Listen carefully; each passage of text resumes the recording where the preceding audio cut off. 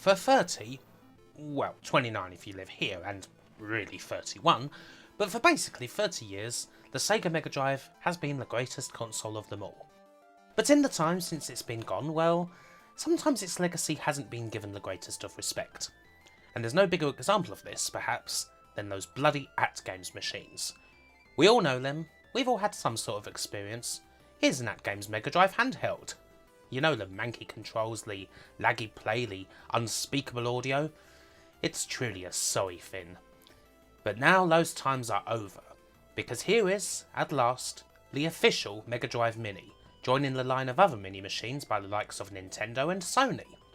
You might have seen a few vids on this already, particularly from the other side of the pond, but this is one of the first to deal with the European version of this new little slip of a machine, and I'm here to see if it will, indeed, rightfully consign those dreadful ATGames monstrosities to the dustbin of history. Now, I should say that this Mega Drive Mini was provided to me by Sega for the purposes of review. They haven't paid me or out. What you will see from the console is the final version, although the box that you see here is not actually the final box that the MD Mini is going to come in. I'm also going to give special thanks to Dan Ibbotson here for generally being awesome, and also sending this along to me from Sega. Now with that said, let's get started. First up, let's take a look at the machine itself. Inside the lovingly recreated box you get the system, 2 3-button control pads, an HDMI cable and a USB cable. Just plug that into your charger, the HDMI into your telly, and you're away. Now, I am contractually obligated by law to demonstrate that the Mega Drive Mini is indeed smaller than an actual original Mega Drive. It's about a third of the size. But seriously, the look of the thing is damn good. All the details are pretty much there with nary a hair out of place. You turn the machine off and on using the off and on switch, and the reset button works too. You can use it to bring up the menu while you're playing a game. Other things are more cosmetic. The headphone volume slider doesn't actually affect any of the sound, but it does move. There's no little cartridge to put into the machine, but the cartridge flaps can be opened up. You can even crack open the Mega CD expansion slot on the bottom, although there's no expansion or anything. It's not like these things really needed to be included, but it's cool that they're there, and it certainly shows that this has been made by people who actually, gave a toss. Which is the case across the board, really. M2 were the folks responsible for the software on this thing, and they're obviously pretty well renowned for their work in the retro and remastering sphere. The menu itself is a lovely little thing, with the 42 games all laid out neatly, very easy to access, and a mega mix of classic Sega themes playing courtesy of Yuzo Koshiro. If you want, you can switch the menu up with the B button, which shows you the spines of the games as opposed to the front covers. There's a setting menu too, with a few little options. Now, by far the coolest of these is the language setting. Normally this wouldn't be much of a thing, but if you switch the language to Japanese, well, first off you're greeted with the Japanese covers of the games, and well done too. Even the games that originally came in slightly smaller boxes, appropriately, have smaller covers. But that's not all. By doing this, you can also play the Japanese versions of the games. Streets of Rage 2 becomes Bare Knuckle 2, Shinobi 3 becomes the Super Shinobi 2, Strider Hiryu gets back his little "Gah" when he's swinging his sword, and so on. That, needless to say, is pretty freaking cool. I suppose I could nitpick and say that changing the language to Korean doesn't bring up another new lot of covers and change the name of the system to Super Aladdin Boy, but that would be rather foolish. Other menu options are pretty normal. There's screen settings where you can retain the system's original 4:3 aspect ratio or stretch the picture out to 16:9 if you're some sort of complete monster. There's also the option of a CRT filter here, giving out those recreated scan lines. Personally, I'm not a fan of this filter as I think it's far too severe and turns the picture way too dark, but I'm sure some will get a kick out of it. You also have the option to change the wallpaper background for your games. There's a couple of these on offer, but I would rather play the games with a black background, just as our good lord intended. The main menu also has various sorting options for games such as by release date, by genre, or alphabetically. So, whatever you prefer is what you go for. And yes, if you change the language to Japanese, then the games are sorted in order of their Japanese release date. This feature is so damned awesome that I had to confirm that you would actually be able to do it on the retail version of the Mega Drive Mini, and it wasn't just some test console thing. And yes, indeed, you can. What about the actual accuracy then? This is more than just the dreadful emulation that we had before, after all. The Mega Drive Mini pumps out a 720p signal, which is thoroughly fine. Everything looks very nice and crisp. When you're playing a game, you can access a menu by either holding the start button down for a few seconds or pushing the reset button on the machine. This is where you can go back to the main menu or save and load games using save states, although games that originally had battery backup options like Phantasy Star 4, Story of 4 and Shining Force can still use those without issue. As far as the details go, speaking as someone who is a bit more casual when it comes to fine technical intricacies and what have you, I didn't really notice too many problems with the emulation at all. Mostly everything on the graphics and power front is as it should be, including the system's general foibles. I even managed to accidentally trigger weird but accurate stuff like, say, the hammer glitch in Sonic 2 without any problems. The real test, however, for any Mega Drive emulation is, of course, the audio. Notoriously difficult to get right, and something that the ATGames console screwed up horrendously. Here, the audio is largely very good indeed. Is it perfect? No. Sometimes in games that you're already very familiar with, you may well notice slight imperfections. For example, the speech samples in Space Harrier 2 are just a little bit lower quality than they are in the original.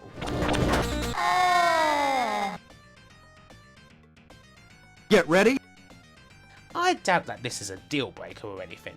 In general play, you're not too likely to notice any serious audio issues, as there's really not that many compared to the low quality efforts of the past. One general thing though that does exist is a teensy little bit of audio lag.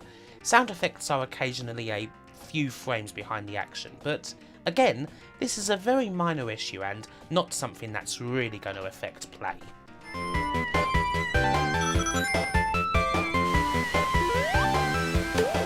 Moving along then to the selection of games itself. Again, this has sometimes been an area of frustration for Mega Drive fans, when we've often been greeted with the same old selection of games, including some choices that could be considered rather baffling.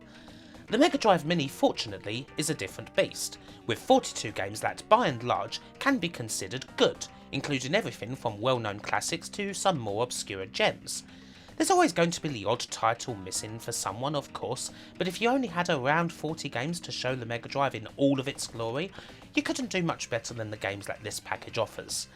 There is, of course, the lack of Sonic 3 and Knuckles that could be an issue for some, but this is a situation where, unfortunately, people's hands are tied. Michael Jackson. There are 3 games of the 42 that do stick out rather, due to the fact that they haven't been readily available in the past. Those are Tetris, Darius, and an English language version of Monster World 4.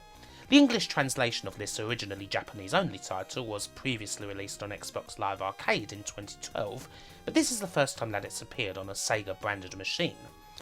The Mega Drive version of Tetris was originally scheduled for release in 1989, and copies of it were manufactured, but most were destroyed after the Nintendo Tengen lawsuit rendered them illegal, making the original cart staggeringly rare.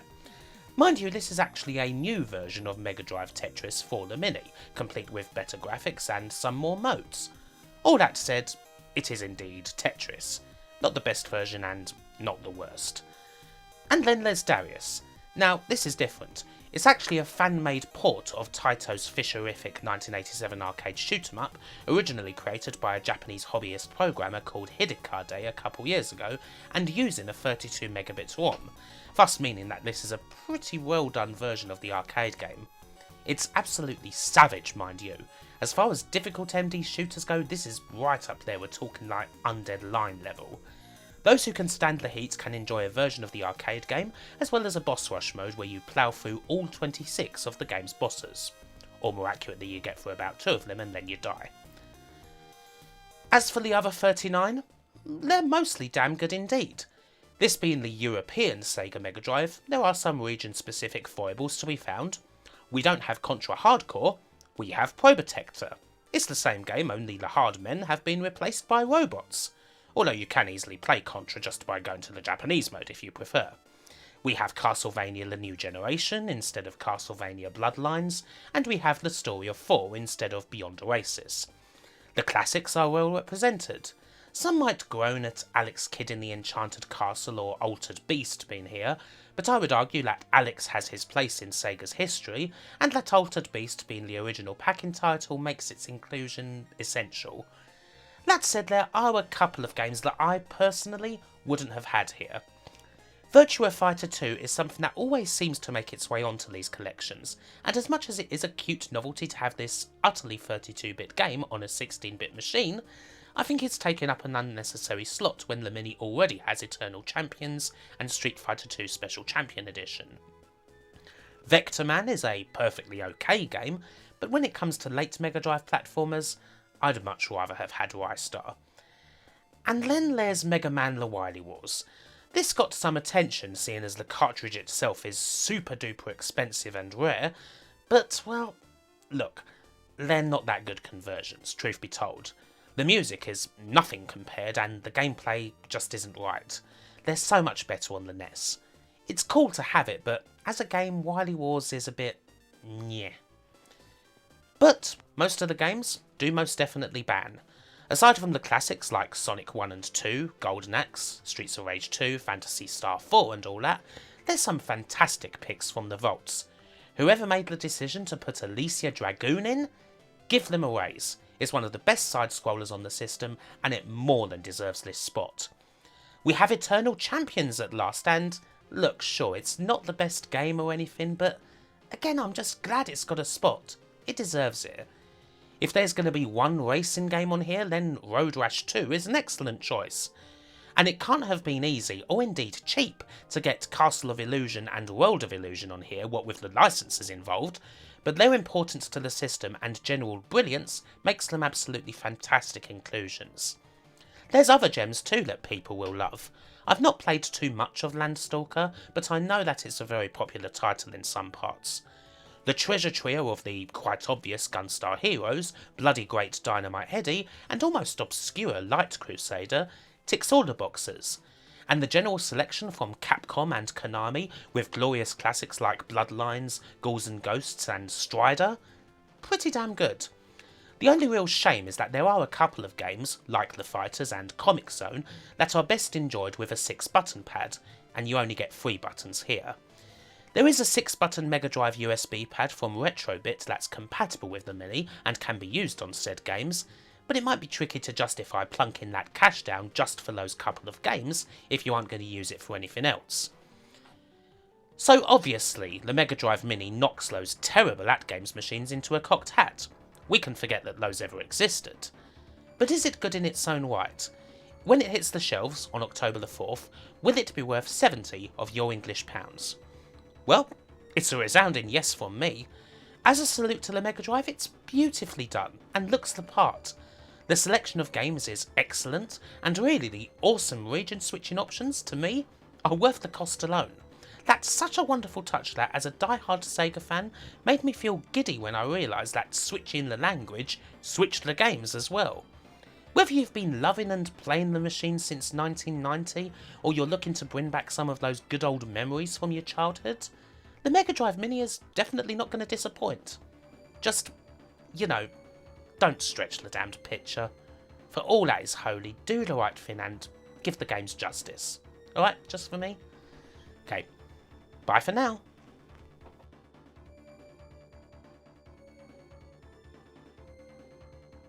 Thank you so much for watching this video. If you liked it, then hey, why don't you like it and subscribe and have a look at my social media. Follow me on Twitter or Facebook or wherever the social media things I have on there are. Or, if you really want to get where the action is, you could get to my Patreon and join this list of awesome people here. Alexa Jones-Gonzalez, Andrew Dalton, Andy Capt, Asobi Kwan DX, Brian Hennigar, Chris Pode, Cody Spooner, Conrad Pritchard, D. Zalior Rimwan Sutter, Daniel Briggs, Dave Cook, David Rose, Dinty76538, Dustin Cooper, Gary Samaden, Geordie Alex, Ian Roberts, James Brown, Jason Stevens, Jace Alexander, Jeff Ladd, Lee Norris, Lukas Kuligovsky, Mateus Gramzov, Martin Pataki, Potter Margel, Renbimon, Rusty Kelly, Samir Alamar, Seth Robinson, Simon Gulliver, Tim Wald, Wilbo, Yerka Operator, and Zach Roach, and all the rest of the community. Thank you, and goodbye.